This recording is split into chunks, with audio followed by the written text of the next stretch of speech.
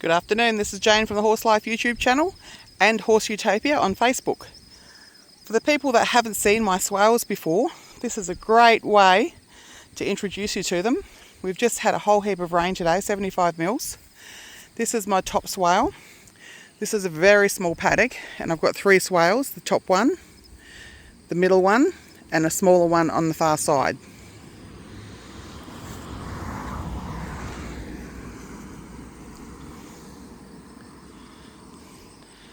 So this swale is quite shallow, but it's very wide.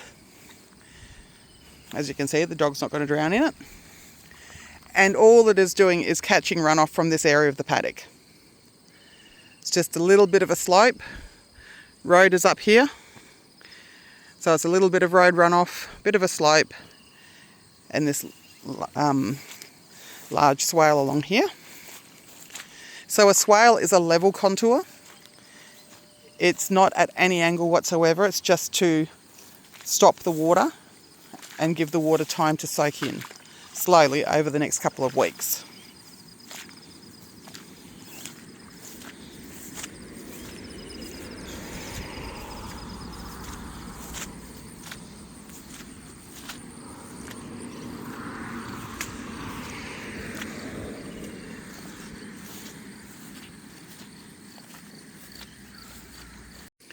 We're now at the second middle swale. This one is narrower but deeper. You can see some of the water in there. That's the road along there. And then right there, I've got a bit of a berm on the outside of the fence where it catches the water from the road and actually diverts it into the swale just down there by the fence line. And the swale comes all the way along here.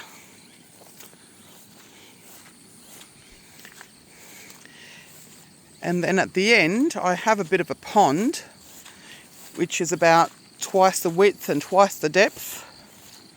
And then the berm continues to here. So when it's actually raining, this whole area is underwater. In the pond area, I've planted reeds a couple of years ago. I've kept them alive over the years, even though it does dry up in winter. But usually during the rainy season, that pond actually keeps water in it because it's a bit of a clay bottom. During winter, I installed this fog net.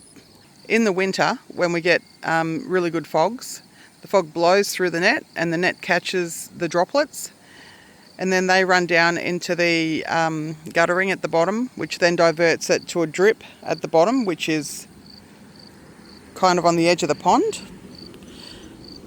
And I think that did actually keep some of my reeds alive because when I would come down and check, there was always a damp patch right at the bottom of that guttering. So it was working, it just doesn't have huge amounts of water because it's only a very small net. But that's my little pond at the end of my swale. And I also get runoff from this section, the top swale there, and I get runoff from this section of the paddock straight down here as well. This water here,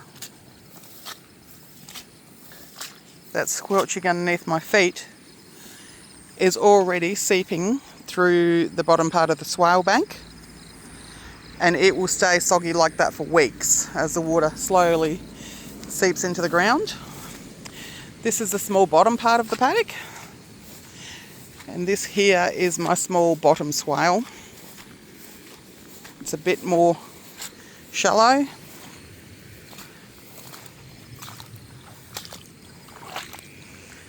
Still got a little bit of depth to it.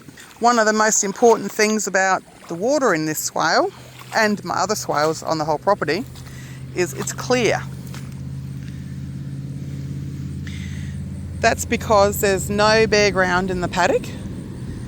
So as the water's running off the land, it's being filtered by the grass and the weeds and all of the organic matter. And so the water is clear. There's no sediment in the water at all. The other important thing to note is the amount of mulch on the ground here. It's floating at the moment because I just walked through it. All that mulch is from all the slashing I've done. Leave the mulch on the ground as well so that you don't have any bare earth anywhere exposed. This paddock has been worked on continuously since 2015. Still working on it, trying to improve the seed varieties, the plant varieties in it.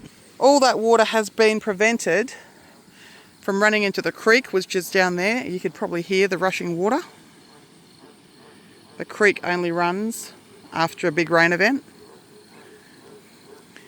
But all of that water would have been running straight into the creeks and out into the rivers and out to sea if it wasn't caught up here and given time to soak in.